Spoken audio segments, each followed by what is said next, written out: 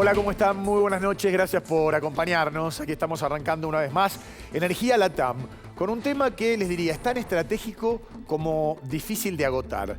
La paridad de género en el sector del petróleo y el gas. Una industria con participación femenina aún marginal, tanto en áreas operativas como así también en puestos de dirección, en los ejecutivos. Por eso vamos a discutir los números de la primera encuesta local sobre el tema que hizo el Instituto Argentino del Petróleo y del Gas. Te vamos a contar también del esfuerzo de las compañías por abrirse a un paradigma más moderno, por llamarlo de alguna manera, y nos preguntaremos si son suficientes para solucionar problemas concretos. En definitiva, ¿qué están haciendo las empresas en casos de violencia y discriminación? Acompáñanos en este debate que entendemos es muy importante. Así empezamos.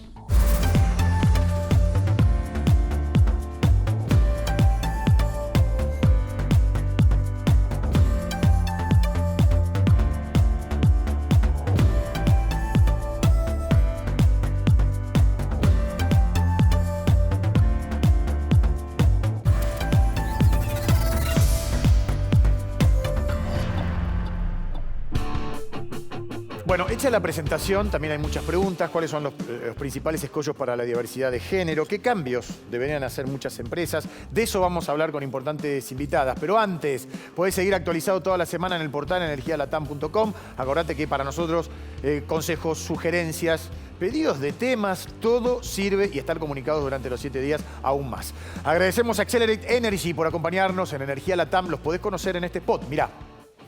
Accelerate brinda servicios de regasificación de GNL para abastecer a la Argentina de energía confiable, ayudando a las industrias a crecer y a los hogares a mantenerse seguros y confortables. Accelerate Energy. Convertimos grandes ideas en energía real.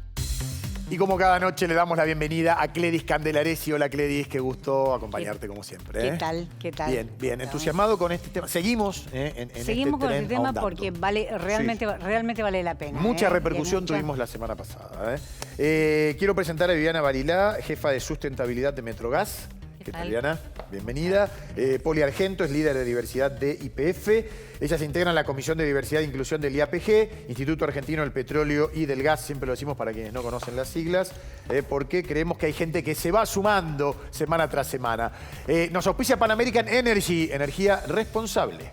Somos PAE, líder global de energía. Ofrecemos productos y servicios a la industria y estaciones de servicio. Nuestra producción de petróleo y gas abastece al mercado local y al de exportación. Producimos combustibles de máxima calidad en la refinería más moderna de Sudamérica. Invertimos, innovamos, crecemos. Somos PAE, energía para la industria.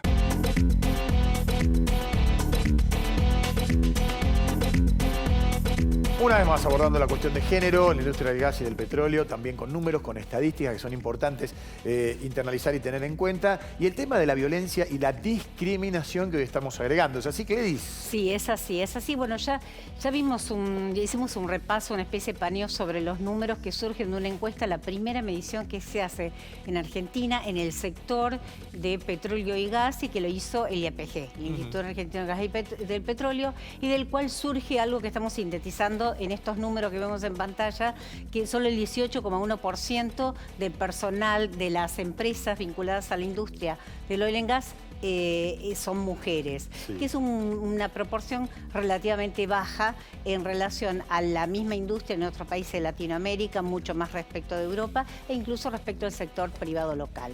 Pero más allá de esta cuestión del famoso techo de cristal, de las dificultades que tienen las mujeres para avanzar en la industria porque generalmente quedan marginadas de las áreas operativas que son usina de los líderes de la industria, el trabajo también hace un relevamiento acerca de las políticas que aplican las empresas que están encaminadas en esto. Así como están encaminadas en las políticas de cuidado del medio ambiente, también están encaminadas en la política de diversidad y de inclusión. Claro. No con el ritmo que en realidad sería conveniente o que a todos nos gustaría o a muchos nos gustaría, pero sí hay algún proceso de cambio. Bien. Y según surge de este trabajo del IAPG, ahora vamos a ver una placa con algunos datos duros que muestran qué pasa, qué están haciendo las empresas. A ver, el 62% de las empresas del sector cuenta con una política específica respecto a la diversidad de género. ¿Y esto estamos bien en el porcentaje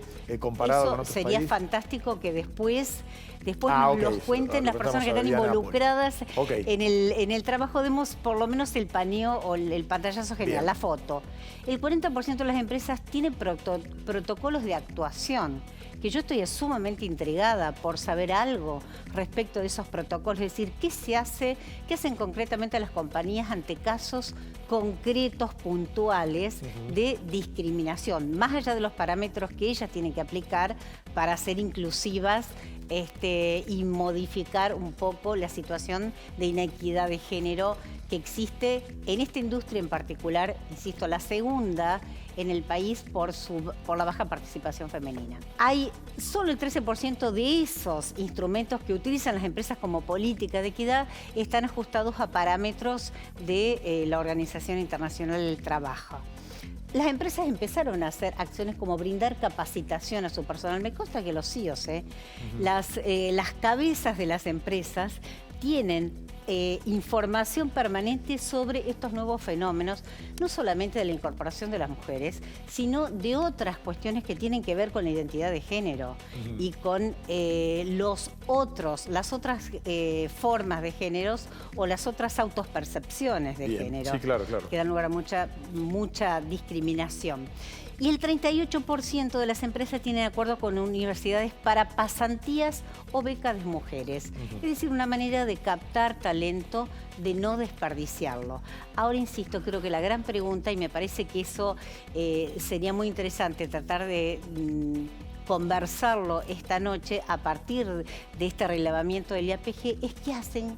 ¿Qué se hace concretamente? ¿Qué hacen las empresas, más allá de las políticas de formación y de concientización, cuando hay casos puntuales de violencia o de discriminación en un ámbito laboral? Seguro. Déjala la placa, porque vamos a ir de lo general a lo particular, si te parece. Ya empezando a contestar esto, ¿no? 62% de las empresas cuentan con una política específica. ¿Está bien? ¿Estamos cortos? Yo creo que es un escenario optimista hablar de un 62% de empresas que hoy cuenten con una política específica de diversidad, y además el estudio indagó en sentido amplio de diversidad, con lo cual está incluido en los temas de género, pero también otras cuestiones de diversidad que hacen a la inclusión intergeneracional, discapacidad y otros aspectos. Entonces, la verdad que el abordaje es bastante integral, con lo cual es una perspectiva optimista. ¿Crees lo mismo, Poli? Sí, sobre todo porque también tenemos que entender que hay una mirada que empieza a ser bastante más amplia en términos de entender a las personas como una integridad, ¿no? Entonces esa distinción de muchos temas que antes son del ámbito privado. No pasan en la compañía, no nos ocupamos de eso, ya todas las miradas empiezan a ser diferentes y cada vez las compañías tenemos más una mirada desde los derechos humanos. Claro. De hecho, bueno, ya llegaremos, pero el convenio 190 trae específicamente eso. Sí. En el segundo punto, y ya empezamos a debatir acá, a mí me parecía exiguo el porcentaje, pero puse una mirada equivocada. El 40% tiene protocolos de actuación. Sí, a ver, es un porcentaje, teniendo en cuenta que partimos de un 62%, la bajada de los protocolos es algo que lo que hace que se concreten las acciones, ¿no? Es lo que nos da, o sea, podemos tener muy lindas políticas. De la teoría lo empírico, digamos. Exacto, podemos tener muy buenas políticas, el tema es cómo eso se aplica al interior de la organización. Y ese es un buen número, como bien decimos, es un tema que hoy ya dejó de ser del ámbito de lo privado y la empresa tiene que de alguna manera atender al empleado en toda su integralidad, y estos protocolos empiezan a adquirir un nivel de importancia sumamente interesante. Ahora, perdón, ¿no? Que las empresas tengan políticas de diversidad o de inclusión. Yo les pregunto algo, por favor, hagamos el esfuerzo de salir un poco de lo obvio. Ustedes van a decir, sí, el estudio está demostrando que hay políticas. Yo digo, ¿son políticas genuinas que tienen algún efecto concreto en la cotidianidad laboral, o es algo parecido al fenómeno, si no me equivoco, que se llama greenwashing, que en realidad es como los que proclaman el amor al medio ambiente, pero en rigor no hacen mucho, contaminan y demás. ¿Pasa lo mismo acá con la política de género? Yo creo que como en todo, puede pasar que haya un poco, si querés, de diversity washing, vamos a decir. Claro. Puede ser que exista eso. Podemos hablar de lo que conocemos. El estudio no nos va a decir si están haciendo esto o están teniendo estas políticas porque es correcto, pero si lo miramos tal vez de cara a nuestra experiencia en las compañías en las que estamos, yo te diría que si yo no tuviera la convicción de que es real y es verdad, no estaría en la posición que estoy, ¿no? Claro. Entonces sí creo que la convicción y el tener esta política lo que te da es un contexto. Lo que te da es un contexto institucional para decir este tema es importante y es importante no solo en términos de derechos humanos, sino también de negocio.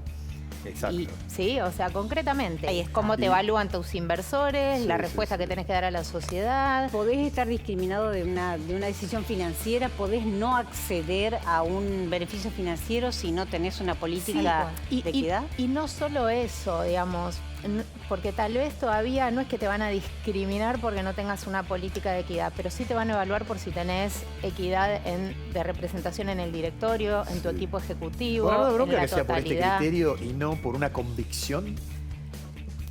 Yo creo que hay una parte que se va volviendo convicción, claro, ¿no? Porque claro. cuando tal vez nosotros, y creo que es lo valioso del informe del IAPG, no tenemos un trazo de los números de la industria y cómo la diversidad puede impactar positivo o negativamente en esto. Ahora, cuando vos vas y mirás todos los indicadores de compañías que vienen transitando este cambio hace más de 10 años, tienen resultados concretos en su mejora de EBITDA, en su mejora de innovación, en su mejora de clima interno, en la mejora de desempeño. Entonces, por lo que sea, miremos los resultados que son índices positivos. Es buen negocio por donde lo mires. Creo que por eso era tan importante tener este dato, para después poder medir. Sí, ahora, y entendemos también que hay gradualidades y que hay diferencias y disparidades porque es una industria bastante amplia con sectores específicos que pueden tener algunos indicadores un poco más desarrollados y otro menos, pero la intención de este estudio era un poco esto, tener la mirada global y empezar a traccionar desde ese lugar, ya sea por convicción, por conveniencia, por necesidad de que la industria se actualice a un desafío de agenda que es una agenda global. Y como bien hablábamos de tema de mirar esa diversidad como una forma de enriquecer y potenciar el negocio. Y ahora, ¿las políticas que vienen de la casa matriz, de una empresa internacional, son rápidamente trasladadas a la realidad local? Depende del contexto, ¿no? Muchas veces estas políticas por ahí responden a otros contextos, fueron diseñadas, entonces muchas de las empresas lo que tratan de hacer es adaptarlas al contexto local, teniendo en cuenta que las realidades a veces no son las mismas, pero hay un trabajo de articulación y de bajada de esas políticas a nivel local que, bueno, nosotros el estudio fue al recorte a nivel nacional. Más allá de que haya empresas que tienen sus desarrollos a nivel global, lo que buscamos es, bueno, en el contexto, en el territorio nacional, cómo se están desempeñando esas compañías hoy en estos temas. El trabajo habla de un 57% de tráiler o dormitorios por género. Eso me hizo pensar en el trabajo de campo, ¿no? Donde hay hombres y mujeres. ¿En esto también hay algún cambio de pauta en la tarea de campo? Así como hay baños inclusivos, eso se generalizó, es común en la propuesta gastronómica. Bueno, ¿hay algún cambio en las tareas de campo, en los lugares donde se hace la tarea de campo de la industria para diferenciar o unificar espacios de hombres y mujeres? Por ahí creo que es bastante tan variado como la cantidad de compañías que le integramos, ¿no? No me parece que estemos hoy en una instancia donde vos digas hay un estándar industria. Entonces va a depender un poquito del nivel de avance de cada compañía. Estos datos son los que nos pueden ayudar a traccionar estándares para la industria, que es lo que va a hacer más sustentable la inclusión de mujeres, ¿no? En la medida que más que más compañías tenemos en cuenta infraestructura, desarrollo, distintos talentos, formaciones, lo empezamos a recibir y a promover que la industria sea receptiva a las mujeres, va a ser sustentable. Claro. ¿Qué pasa, por ejemplo, con las licencias por maternidad y en tal caso, existen salas de lactancia una vez que la mujer vuelve al trabajo? Sí, o sea, hay muchas empresas, de hecho está relevado en el estudio, se hizo un relevamiento. Esto está, como decíamos al principio, o sea, como la industria es tan diversa, la cadena es tan amplia, tenemos sectores que tienen más desarrollado estos temas y otras que están en proceso evolutivo hacia ese desarrollo. Pero sí está el tema de las licencias, los beneficios adicionales por el tema del cuidado, que ahí también lo que tratamos de ver es que no termine siendo un sesgo negativo, digamos. ¿Por qué? Porque si nosotros trabajamos el tema de las licencias hacia la mujer, como por ejemplo maternidad, el tema de el día libre por jornada institucional, bueno, esto termina recayendo siempre sobre la mujer, como que la mujer tiene asignado por naturaleza en las cuestiones de cuidado. Entonces, lo que tenemos que ver ahí también es cómo entramos a jugar en equiparar entre los géneros y empezar a estas tareas de cuidado que tradicionalmente eran de las mujeres o son una carga a la hora del desarrollo laboral, empiezan a ser compartidas con el hombre. Ajá. Claro, como es una manera de promover, digamos, se promueve el cambio cultural, creo que se promueve a partir de decisiones o de acciones concretas, como por ejemplo eso, ¿no? Reconociéndole al hombre también la responsabilidad del cuidado. Y también, Gladys, a través del aprendizaje, la docencia, les pregunto, ¿no? ¿Hay capacitación al personal respecto del tema de violencia laboral? Sí, a ver, hay como siempre pongo entre paréntesis, es relativo porque no todas las empresas lo tienen desarrollado, pero a nivel industria, denominador común o como increscendo, denominador ¿no? común sí, porque como decimos siempre, esto tiene que ver con un cambio cultural. Claro. Entonces hay que empezar a hablar del tema, instalarlo dentro de la organización, desnaturalizar ciertas cuestiones que están como muy instaladas, y eso implica digamos, dejar sesgos de lado, dejar ciertas prácticas de lado, y eso acompañado de una política que formaliza el ámbito, da contexto y habilita desde una mirada, una decisión a nivel corporativo, también fortalece. Sí. Y no solo eso, sino también que existan canales de denuncia. Exactamente. Sí, bueno, eso es fundamental. Claro, eso es fundamental. Y existe, este es un punto que me parece central. ¿Hay ya sé, me van a decir, pero cada industria cada empresa tiene su propia política, pero hablo como cuestión general. ¿Hay formas de denunciar o ustedes tienen idea de que se formulen noticias denuncias por violencia, por acoso, por discriminación? Sí, bueno, un poco volviendo al 40% que hablábamos de los protocolos, hay distintas empresas que aplican estas líneas de denuncia, que pueden ser denuncias anónimas, todo depende de quién denuncia y qué quiere denunciar y cómo quiere hacerlo. Claro.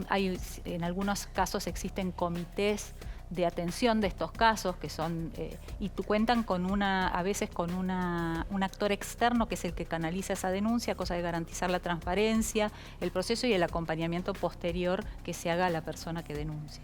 Complementando un poquito eso es cuando vos empezás a mirar esto que decíamos, empiezan a integrar la diversidad. Las compañías vienen integrando desde una mirada de sustentabilidad también todo un despliegue de cómo tratan desde el punto de vista de compliance su labor, su operación, su día a día. Entonces, sí, cada vez esto tiene más implicancias si vos no tenés una línea de denuncias, si no hay acciones concretas en relación a esas denuncias, ¿no? Bueno, yo denuncio, ¿qué pasa con eso? ¿Cómo tiene una acción? Y obviamente tendrá diferentes acciones dependiendo de la situación que estás denunciando. Sí. ¿Qué pasa si hay, por ejemplo, en una empresa cupo para 5 lugares para ocupar, se presentan 10 personas, 5 hombres y 5 mujeres, y da que los 5 hombres son los más capacitados? O viceversa, que las 5 mujeres son las más capacitadas. Si vienen 5 mujeres más capacitadas es una bendición, porque empezamos a cambiar los números. Claro. Eso sería genial. Ya estamos en otra instancia. Ay, perdón, eso es como poner en duda el talento femenino. No, digo, si vienen 5 mujeres y las 5 son las mejores, es genial porque nos ayuda a cambiar. No, digo, no sería una mala noticia. Pero no, entienden, ¿no? Es un poco como ponerme el abogado del diablo y decir cuál es el criterio para dar esos 5 lugares a la gente más capacitada. Bueno, eso entiendo yo que tiene que ver con las políticas de reclutamiento que tengan las empresas. Y ahí se tiene que trabajar mucho con las áreas de recursos humanos en ir identificando los talentos más allá del género, ¿no? Entonces, este tema de los cupos puede facilitar o puede complejizar la situación. Entonces, claro, porque pone, las 5 mujeres son las más capacitadas, pero alguien podría decir, ¿no puede terminar esto 5-0? No necesariamente, tiene que ver con una política y cuál es la política de reclutamiento de esa empresa y cuáles son los criterios que se utilizan. ¿En qué nivel de la industria se concentran mayoritariamente las mujeres? ¿En qué estructura? En general vas a tener más mujeres en todas las áreas que son transversales. Claro. Recursos humanos, comunicación, todas las Género. áreas que son más staff. Después vas a tener una pérdida de participación cuando vas a las áreas más operativas y también una pérdida cuando vas a las posiciones todavía más jerárquicas, ¿no? Ajá. O sea, esos serían... Temas salarios, preguntamos en el programa anterior, el tema de los sueldos, está bien, no vamos a decir cuánto gana cada uno, pero ¿se está equiparando? O sea, difícil decirte industria se está equiparando. Cuando uno mide brecha salarial, generalmente, viste que la división que haces es cuál es la masa salarial de los varones, cuál es la masa salarial de las mujeres, y eso es lo que te da la brecha. Con lo cual, en esta distancia tan enorme de participación, la brecha no va a dar bien. Cuando vas específicamente a puesto a puesto, yo creo que en general ahí hay una tendencia a equiparar y aparte hay una mirada de que no debería ser un tema. Claro. Sí. No debería. Bueno, afortunadamente está pasando en el deporte, en muchas industrias, pero da la sensación que en este caso en particular todavía se está muy atrasado en ese sentido. Sí, a ver, nosotros justo en este informe no lo indagamos en profundidad, pero quizás sea un tema para poder profundizar más adelante. Lo que no podemos es aseverar algo que no tenemos. Sí, que no lo midieron. Pero, a ver, y respecto a eso, ¿cada cuánto tiempo, a partir de este muy buen informe que realizaron, el IAPG va a repetir? Digo, si se lo han propuesto, ¿no? Para ver si hay crecimiento, si hay evolución, involución. Bueno, eso justo lo estuvimos conversando, como dijimos, bueno, este informe salió hace poquito, muy poco tiempo. Lo que estamos ahora es primero socializando, tratando de instalar, porque esto es la primera fotografía que tenemos como industria. Ajá. Y entendemos que no es un informe que se haga todos los años porque no tiene mucho sentido hacer algo porque todos estos procesos culturales demandan tiempo. Entonces estamos pensando en 2, 3 años. Todo esto depende de cómo avancemos como comisión, primero como desafío y después ir, sí, obviamente cada cierto tiempo ir midiendo y estableciendo una fotografía nueva de si evolucionamos o no y por dónde tenemos que ajustar algunas cuestiones, ¿no? Este tema de medir para mejorar. Perdón, ¿me permiten, si quieren, no sé si es una pregunta irreverente, pero pero tengo Estamos curiosidad. acostumbrados a tu irreverencia. Dale. No, estoy imaginando, e insisto yo en la situación de trabajo de campo. ¿Ustedes qué creen? Y ahora voy a ustedes, a las profesionales, a las mujeres, ¿qué creen que puede ser mejor y más conveniente? Una conducta de disciplina, fuera del horario de trabajo, de disciplina severa y de diferenciación de espacios para los hombres y las mujeres, o algo más laxo que propicie el encuentro y la diversión. Yo voy a hablar no por mí, porque no estuve nunca en el campo, pero en mi experiencia de ir recorriendo muchas locaciones de YPF, donde se fueron incorporando mujeres en áreas donde no había mujeres, varios varones lo que me compartieron es que al principio hay una cierta resistencia de cómo las tratamos, cómo hacemos, ahora cómo nos vamos a comportar y que pasado el tiempo notaron que mejoraba cómo se trataban entre todos. O sea, la incorporación de estas mujeres, cualquier cuestión diversa, hacía que el trato mejorara entre todos. Así que me parece, mi opinión, si tomo esas experiencias, es que creo que socializar un poco más lo naturaliza.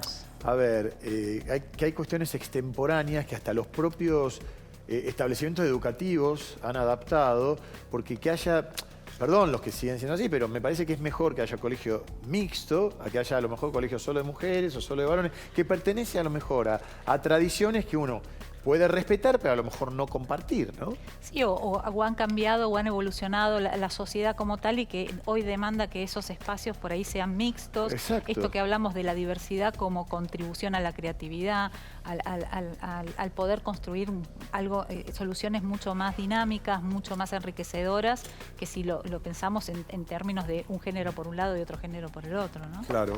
Sí, de alguna manera es seguir sosteniendo el estereotipo, ¿no? Exacto. O sea, Tal cuando cual. me parece que en la convivencia hay un montón de cosas que se naturalizan solas. Sí. O sea, en la medida que vos tenés una distribución más equitativa, esas cosas van a tender a tomar un cauce más natural. Fluyen. Claro. Fluyen. Claro. ¿Y cómo se hace para retener talentos? Fundamentalmente en esta Argentina que hoy, no digo que es expulsiva, pero donde hay muchos jóvenes, muchos trabajadores que no encuentran, si se quiere, desde lo remunerativo, vamos a poner ese criterio, lo que aspiran. Eso se lo tendríamos que preguntar a las áreas de recursos humanos, pero yo creo que una de las cuestiones es el tema de la diversidad. Es una cuestión que aparece, este tema de generar espacios donde hoy las nuevas generaciones demandan espacios más mixtos, más creativos, con ciertas otras cuestiones que tienen que ver con flexibilidades. Atravesamos una pandemia, hoy volvemos al tema de el teletrabajo o no, el híbrido, bueno, un montón de cuestiones que no son solo la diversidad, sino que tienen que ver más con, bueno, espacios de trabajo mucho más amigables y más relacionados con lo que te pasa a vos como persona más que como empleado, ¿no? Una cuestión que tiene que ver con la integralidad del ser humano. Bien, sobre el final del programa queremos hacer algo informativo, de actualidad, con Cledis, para saber cuáles son las últimas novedades de temas que son importantes al sector. Cledis.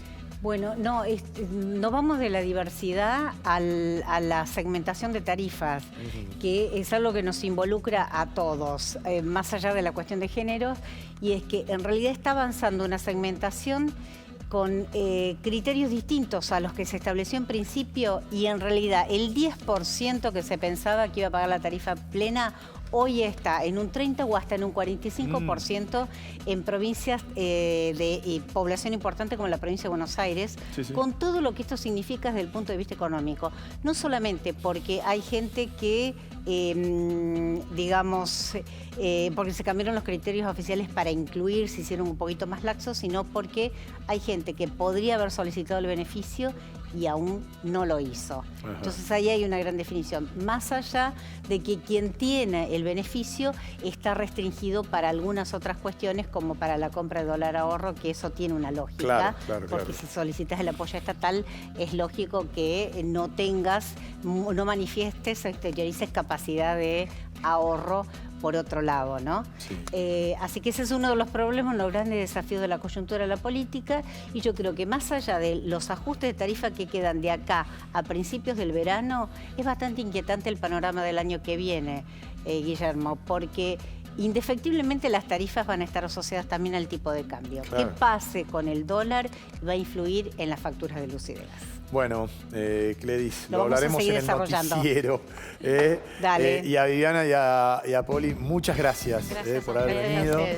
Por la verdad que todos aprendemos mucho cada semana. Gracias. Y la volveremos a invitar, no dentro de 3 años con el próximo IAPG, sino hay muchos temas para seguir hablando de esta materia. Bueno, y gracias a ustedes por haber estado de ese lado. Nos encontramos la próxima semana en esto que es Energía Latam por A24. Chau, que arranquen con toda la semana.